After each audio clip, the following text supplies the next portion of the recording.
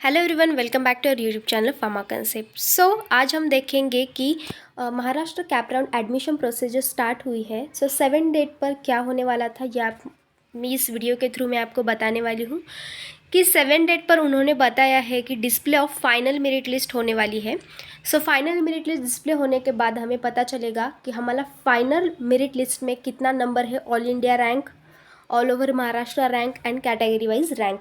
उसके बाद देखो display of provisional category wise seat matrix, means cap round 1 के लिए हर एक कॉलेज का डिस्ट्रीब्यूशन होता है कि इस कैटेगरी के लिए कितने सीट्स है, उसमें गर्ल्स के लिए कितने हैं, बॉयज़ के लिए कितने हैं, वो हमें कब पता चलेगा 7 डेट को, मीन्स आज पता चलने वाला है। उस मैट्रिक्स को देखकर हम अज्यूम कर सकते हैं और कंसिडर कर सकते हैं कि किस कॉलेज में कितने सीट्स है किस कैटेगरी के लिए।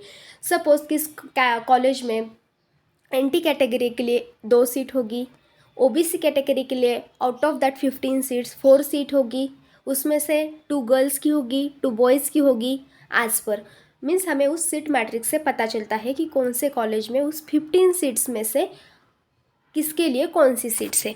उसके बाद देखो कैप राउंड 1 में उन्होंने क्या बताया है, online submission and confirmation of option form for cap round 1 through the candidate login by the candidate कब स्टार्ट होने वाला है, 8 दिसंबर से 10 दिसंबर तक। ओके, हमें उस टाइम में फिल करना है। आपका प्रेफरेंस लिस्ट एकदम परफेक्ट रेडी होना चाहिए।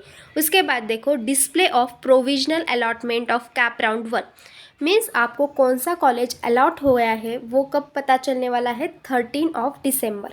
उसके बाद सपोज़ हमारा प्रेफरेंस लिस्ट में हमारा फर्स्ट जो प्रेफरेंस था, उसके बाद सेकेंड, हमने बहुत सारे प्रेफरेंस डाले, उसमें से हमें फर्स्ट कॉलेज मिला, मीन्स फर्स्ट प्रेफरेंस मिला, तो हमारा ऑटो फ्रीज हो जाता है।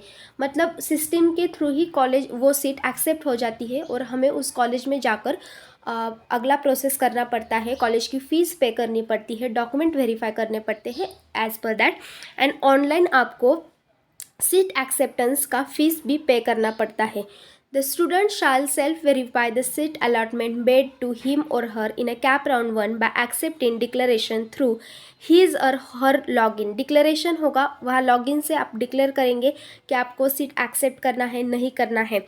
उसके बाद देखो उन्होंने क्या बताया है कि ये कब चलेगा, 14 दिसंबर से 16 दिसंबर तक सीट एक्सेप्टेंस में क्या होता है, आपको फ्रीज़ करना है या नहीं फ्रीज़ करना है, ये 2 चीज़ें हैं। सपोज़ आपको फर्स्ट प्रेफरेंस मिला तो आपका ऑटो फ्रीज़ हो जाएगा, और आपको इम्प्रूवमेंट मीन्स बेटरमेंट के लिए जाना है तो आपको नॉट फ्रीज़ करना है।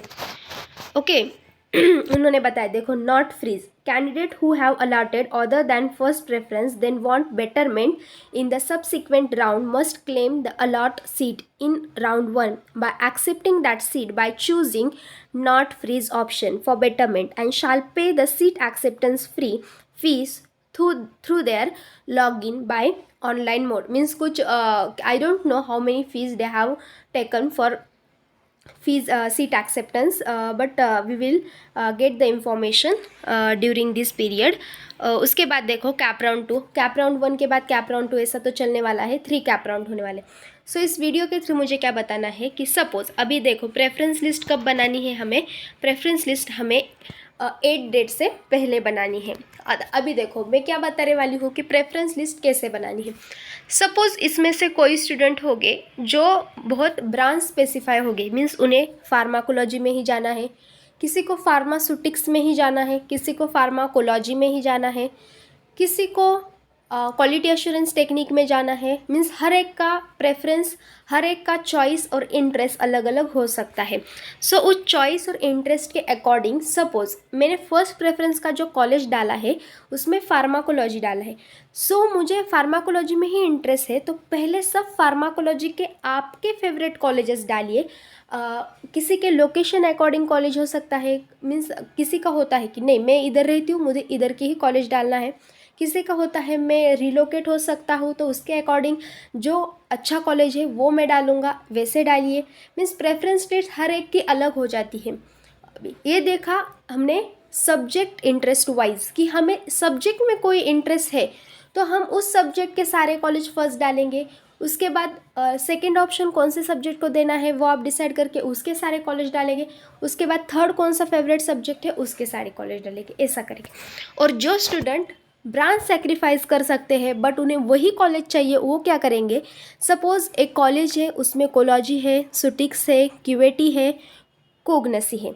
सो आप क्या करेंगे, आप इन चारों में से आपका इंटरेस्ट किस सब्जेक्ट में ज़्यादा है। सपोज़ मेरा फर्स्ट है कोलॉजी में ज़्यादा है, उसके बाद मैं सुटिक्स प्रेफर करूँगा, उसके बाद क्यूएटी करूँगा। सो एक कॉलेज जो अच्छा है उसका that college name pharmacology, that college name सुटिक्स, that college name QAT, that college name pharmacognosy डालना है या तो नहीं। ओके, उसके बाद सेकेंड कॉलेज आएगा, फिर उसके सारे बेंच, थर्ड उसके सारे बेंच। मीन्स हमारा प्रेफरेंस लिस्ट दो टाइप का हो सकता है, या तो ब्रांच पे डिपेंड हो सकता है या तो कॉलेज पे डिपेंड हो सकता है, एज पर दैट।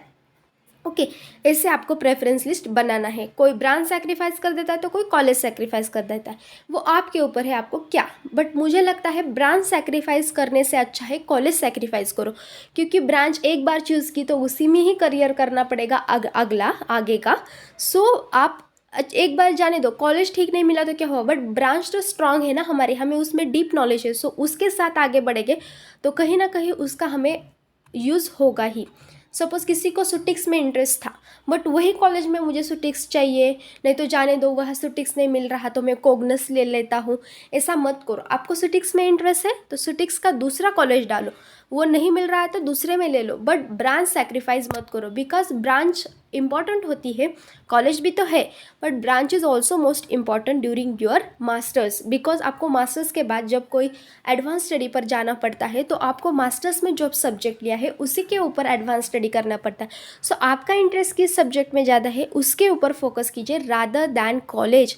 कोई भी कॉलेज प्लेसमेंट दे देता है, फर्स्ट प्लेसमेंट मिलने के बाद हम हमारे स्किल्स हमारे एक्सपीरियंस के ऊपर ही आगे शिफ्ट होते हैं। उस टाइम कॉलेज हेल्प करता है क्या, हमारी नहीं, हम हमारे खुद के स्किल्स पर एक्सपीरियंस पर आगे बढ़ते हैं। सो हमें वैसे भी जॉब मिल सकता है ट्राई किया तो। सो ब्रांच को सेक्रीफाइस मत कीजिए। Thank you for watching the video, धन्यवाद।